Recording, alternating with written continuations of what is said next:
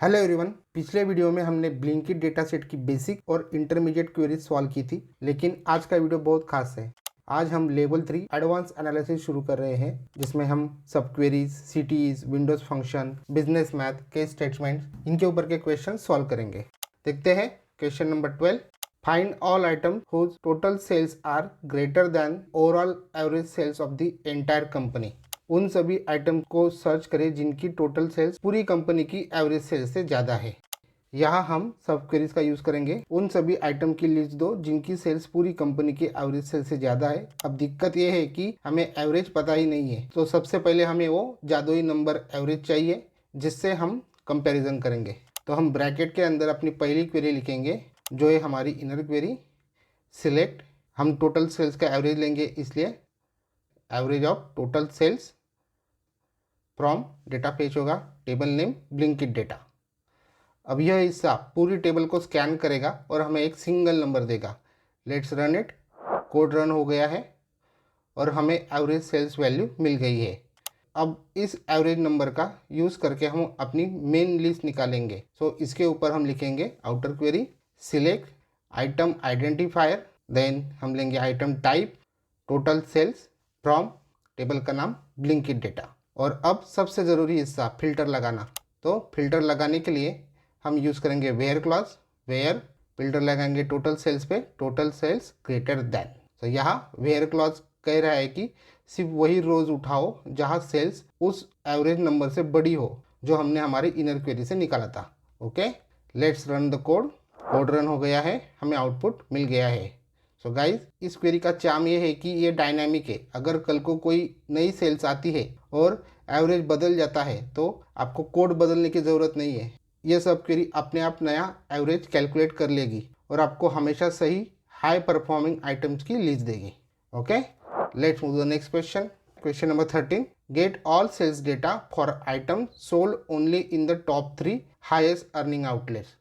उन top 3 outlets में बिकने वाली सभी आइटम्स का डेटा निकालें जिनका रेवेन्यू सबसे ज़्यादा है। अब हमारे पास 8000 से ज़्यादा रोज़ है, तो हम एक एक स्टोर को मैन्युअली नहीं ढूंढ सकते। यहाँ हम इस्तेमाल करेंगे नेस्टेड सब क्वेरीज का लॉजिक। तो सबसे पहले हमें यह पता करना है कि कौन से स्टोर सबसे ज़्यादा सेल्स कर रहे हैं। तो हम सबसे पहले अंदर वाली क्वेरी लिखेंगे, select outlet identifier, then total sales का हम सम करेंगे, सम ऑफ टोटल सेल्स, उसे नेम देते हैं एज सेल्स। डेटा फेच होगा फ्रॉम ब्लिंकिट डेटा। नाउ हम ग्रुपिज्म करेंगे आउटलेट आइडेंटिफायर पे, so group by outlet identifier. Then हम यूज़ करेंगे order by clause. Order by clause में हम लेंगे सेल्स डिसेंडिंग ऑर्डर में। सो ये इनर क्वेरी क्या कह रही है, हर स्टोर की जो आईडी है आउटलेट आइडेंटिफायर, उसको पकड़ना है और उनकी सारी सेल्स को जोड़ना है सम, और उन्हें बड़े से छोटे सीक्वेंस में लगा देना है। Okay, let's run it. Code run हो गया है। अब आपको पता चल जाएगा कि पहली क्वेरी से सही डेटा आ रहा है, तो ब्रैकेट लगाएंगे, opening bracket closing bracket, and then उसे नाम दे रहे हैं एज टॉप आउटलायर्स। अब इस पूरी लिस्ट में से, इस टेम्परेरी टेबल में से मुझे सिर्फ स्टोर की आईडी वाला कॉलम चाहिए ताकि मैं उसे फिल्टर की तरह इस्तेमाल कर सकूं। सो मैं इसके बाहर एक और कोड लिखूंगा, सिलेक्ट आउटलेट आइडेंटिफायर फ्रॉम, कहाँ से, हमारे नीचे वाले टेबल से जिसको हमने अभी नाम दिया है टॉप आउटलायर्स। देन फाइनली हम आउटर क्वेरी लिखेंगे, अपनी मेन टेबल से डेटा निकालने वाली लाइन जो ये बोलेगी कि अब ब्लिंकिट की पूरी टेबल दिखाओ, मतलब select all from Blinkit data, जहाँ स्टोर की आईडी आउटलेट आइडेंटिफायर इस लिस्ट में से मैच करनी चाहिए। So where outlet identifier in. Okay, तो ये हमारी complete outer query plus inner query बन के एक कंप्लीट कोड बन गया है। Let's run the code. Code run हो गया है, हमें आउटपुट मिल गया है। ओके, तो इस तरीके से हम सब क्वेरीज का यूज़ करते हैं, लेकिन रियलिटी में प्रोफेशनल डेटा एनालिस्ट सब क्वेरीज की जगह पे सीटीई कॉमन टेबल एक्सप्रेशन का इस्तेमाल करते हैं। सो सीटीई सबसे आसान तरीका है। क्वेरी को वो 2 डिब्बों के रूप में दिखाता है। सीटीई का मतलब है एक टेम्पररी टेबल बनाना जिसे हम बाद में इस्तेमाल कर सकें। सो सीटीई के लिए कोड कैसा लिखेंगे, हम सेम वही जो हमने आउटर क्वेरी में लिखा था। कंप्लीट कोड को मैं कॉपी करके पेस्ट करता हूँ नीचे, यही कोड रहेगा पहला। कोड रन हो गया है, हमें आउटपुट मिल गया है। नाउ इसे क्लोज करते हैं ब्रैकेट्स में और इसे स्टोर करेंगे एक टेम्पररी टेबल में using common table expression. So हम लिखेंगे विथ टॉप आउटलेट CTE, ये ब्रैकेट ओपन, ये complete code, then bracket close. So ये बन गया हमारा CTE। ओके, नाउ यहाँ से हम लिखेंगे सिलेक्ट स्टार, यानी मुझे सारा डेटा दिखाओ ब्लिंकिट टेबल से, लेकिन शर्त है वेयर क्लॉज यूज़ करेंगे कि स्टोर की आईडी वही होनी चाहिए जो हमारे उस ऊपर वाली टॉप लिस्ट में मौजूद है। So where outlet identifier in operator का यूज़ करेंगे, इन, देन ब्रैकेट ओपन, और उसके नीचे आएगी ये हमारी query select outlet identifier from top outlet CTE। Okay, let's run the code. Code run हो गया है, आउटपुट आ गया है। सो गाइस, सब क्वेरी की जगह CTE क्यों बेहतर है? फर्स्ट ऑफ ऑल रीडेबिलिटी, पढ़ने में आसानी होती है। सब क्वेरी में कोड इनसाइड आउट पढ़ना पड़ता है जो कंफ्यूज कर सकता है। CTE में कोड टॉप टू बॉटम, ऊपर से नीचे एक कहानी की तरह चलता है। ओके, सेकेंडली डिबगिंग, गलती ढूंढना आसान होता है। अगर सेल्स कैलकुलेशन में कोई गलती है तो आपको सिर्फ CTE वाला हिस्सा ही चेक करना है। ओके, एंड देन रीयूजेबिलिटी, अगर आपका एक ही डेटा का इस्तेमाल मेन क्वेरी में 2 बार करना है तो सब क्वेरी को बार बार लिखना पड़ेगा, लेकिन CTE को आप नाम से कितनी भी बार कॉल कर सकते हो। Right, let's move the next question. Question number 14. Assign a unique sequential row number to every transaction within each city tier ordered by the highest sales. हर सिटी टीयर के अंदर एक ट्रांजैक्शन को एक यूनिक सीरियल नंबर दो जो सबसे ज़्यादा सेल्स के आधार पर हो। ओके, सो कई बार हमें डेटा में यूनिक आईडी जरूर होती है। मान लीजिए Tier 1 शहरों में बहुत सारी सेल्स हुई है और हमें हर सेल को 1 2 3 नंबर देना है, चाहे सेल्स की वैल्यू सेम ही क्यों ना हो। इसके लिए हम यूज़ करेंगे रो नंबर विंडोज फंक्शन। सो क्वेरी रहेगी हमारी यहाँ पे सिलेक्ट, हम आउटपुट में जाते हैं item type, then outlet location type, total sales. अब हम यूज़ करेंगे windows function row number, use करेंगे ओवर ब्रैकेट ओपन, वहाँ पे लिखेंगे पार्टीशन बाय, पार्टीशन करेंगे on the basis of outlet location type, then order by clause use करेंगे, order by total sales descending order में, ब्रैकेट क्लोज, और इसको नाम देते हैं हम एज ट्रांजैक्शन आईडी। ओके, और डेटा फ्रेच होगा फ्रॉम टेबल का नाम ब्लिंकिट डेटा। ओके, सो ये हमारा कंप्लीट कोड हो गया है। कोड को रन करते हैं, कोड रन हो गया है, हमें आउटपुट मिल गया है। सो यहाँ पे हमें रो नंबर यूज़ किया है। सो रो नंबर का सबसे बड़ा फायदा है डेटा क्लीनिंग में। अगर आपके डेटा में डुप्लीकेट रोज है तो आप रो नंबर फंक्शन का यूज़ करके उन्हें आसानी से आइडेंटिफाई करके डिलीट कर सकते हो। ओके, और अगर आपको सीरियल नंबर चाहिए जो कभी ना बदले, चाहे डेटा टाई हो या ना हो, मतलब अगर सेम वैल्यूज भी रहेंगी तो भी वो हर रो को एक यूनिक नंबरिंग देगा। तो ऐसे सिनेरियो में आँख बंद करके रो नंबर यूज़ करना है। Let's move to the next question. Rank the outlet based on their total revenue, outlets को उनकी टोटल रिवेन्यू के आधार पर रैंक करें। अब बात करते हैं असली कंपटीशन की। मान लीजिए 2 स्टोर्स ने बिल्कुल बराबर कमाई की है, सेम वैल्यूज है, तो दोनों फर्स्ट आने चाहिए, लेकिन उनके बाद वाला सीधा थर्ड होना चाहिए। ये बिल्कुल ओलंपिक मेडल्स की तरह है। इसके लिए हम रैंक फंक्शन यूज़ करेंगे। सो कोड कैसे रहेगा?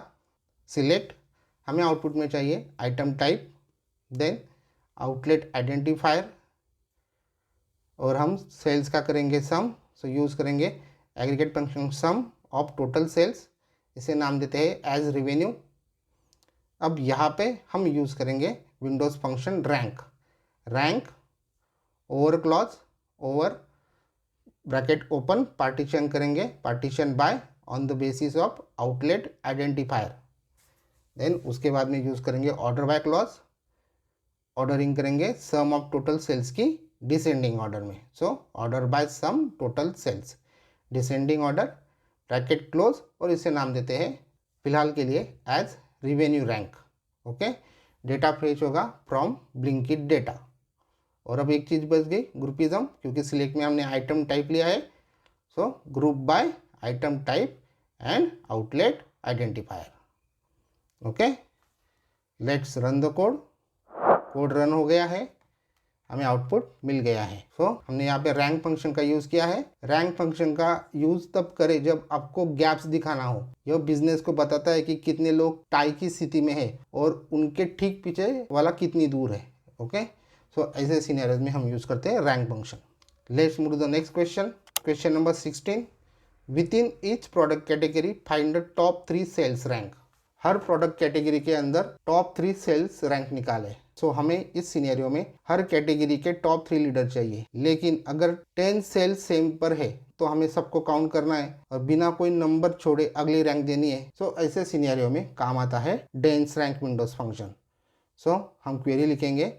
सबसे पहले सिलेक्ट, हमें आउटपुट में क्या क्या चाहिए, item type, item identifier and then total sales. उसके बाद में हम यूज़ करेंगे dense rank windows function, over clause bracket open, partition करेंगे on the basis of item type and then order by clause use करेंगे टोटल सेल्स के ऊपर, उसे अरेंज करेंगे डिसेंडिंग ऑर्डर में। So order by total sales descending bracket close, और इसे नाम देते हैं as dense rank number. Okay, और सारा डेटा फेच होगा फ्रॉम टेबल का नाम ब्लिंकिट डेटा। इस पूरी क्वेरी को हम एक ब्रैकेट में क्लोज कर लेते हैं। यहाँ पे ब्रैकेट ओपन होगा, ये क्वेरी यहाँ पे क्लोज होगी and then this bracket close, और इस डिराइव टेबल को हम नाम देंगे एज रैंक डेटा। ओके, हमें आउटपुट में क्या चाहिए, सारी डिटेल चाहिए। हम एक और परत चढ़ाएंगे कोड की, सिलेक्ट ऑल फ्रॉम, और सबसे आखिरी में लिखेंगे जहाँ पे dense rank number less than equal to 3 हो। Okay, let's run the code. Code run हो गया है, हमें आउटपुट मिल गया है। डेंस रैंक सबसे ज़्यादा यूज होने वाला फंक्शन है। अगर आपको टॉप 3 हाईएस्ट सैलरीज निकालनी है तो हमेशा डेंस रैंक यूज करें, क्योंकि अगर 5 लोगों की सैलरी सेम और हाईएस्ट है तो वे सब फर्स्ट रैंक पर आएंगे और अगला व्यक्ति सेकंड पर। ओके, इससे आपकी कोई भी रैंक मिस नहीं होती है। जब भी सवाल में, क्वेश्चंस में, इंटरव्यू क्वेश्चंस में, एप्टीट्यूड टेस्ट में टॉप 3 यंथ हाईएस्ट ऐसे शब्द आए तो समझ जाना आपको वहाँ पे dense rank windows function use करना है। Okay, now let's move to the next question. Question number 17, classify outlets into premium, standard and basics. So more than 1.2 million should be premium, those between 700K and 1.2 million should be standard, and anything below 700K should be classified as basic. So हमें अपने outlet को उनके total revenue के आधार पर 3 अलग अलग classes में बांटना है। 12 लाख के ऊपर वाले प्रीमियम, 7 लाख से 12 लाख के बीच वाले स्टैंडर्ड, और 7 लाख के नीचे वाले बेसिक। सो आप ये रिपोर्ट कैसे बनाएंगे, सबसे पहले हम स्टोर की टोटल सेल्स देखनी होगी। इसके लिए हम सम फंक्शन और ग्रुप बाय का यूज़ करेंगे। सो कोड रहेगा select outlet identifier comma sum of total sales as total revenue. अब आता है सबसे मज़ेदार हिस्सा, हमें सेल्स वैल्यू को एक नाम देना है। एसक्यूएल में अगर मगर इफ एल्स के लिए हम केस वेन का यूज़ करते हैं। सो केस, और यहाँ हम कह रहे हैं कि जब भी टोटल सेल्स 10 लाख से ऊपर हो तो उसके आगे प्रीमियम लिख दो। सो हम यूज़ करेंगे when sum of total sales greater than 1.2 million then premium. अब बारी है बीच वाली कैटेगरी की। यहाँ हम बिटवीन कीवर्ड का यूज़ करेंगे जो 7 लाख और 12 लाख दोनों को शामिल कर लेगा। So again when sum of total sales between 7 lakh and 12 lakh then standard, and then finally जो भी स्टोर्स इन दोनों शर्तों में फिट नहीं बैठते, यानी 7 लाख से कम वाले, उन्हें हम एल्स के ज़रिए बेसिक्स में डाल देंगे। सो एल्स बेसिक, और उसे एंड करेंगे and as outlet segment.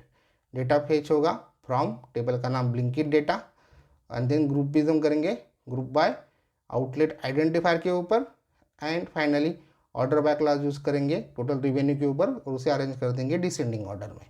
Okay, हमारा कोड बन गया है। Let's run the code. Code run हो गया है, हमें आउटपुट मिल गया है। So case when statement data cleaning और रिपोर्टिंग में बहुत काम आता है। इसे हम कंडीशनल लॉजिक कहते हैं। इंटरव्यू में याद रखिए केस हमेशा एंड के साथ खत्म होना चाहिए, वरना सिंटैक्स एरर आ जाएगा। ओके, सो गाइज आज के सेशन को यहीं पे एंड करते हैं। तो हमने अभी तक एसक्यूएल में डीप एनालिसिस कर लिया है ब्लिंकिट डेटा सेट पे। अगले वीडियो में हम एसक्यूएल को पावर बीआई से कनेक्ट करेंगे और पावर बीआई में डैशबोर्ड क्रिएट करेंगे। ओके सो गाइज, आज के वीडियो को ये पे एंड करते हैं। Thanks for watching. Please don't forget to like, comment, share and subscribe. मिलते हैं नेक्स्ट वीडियो में।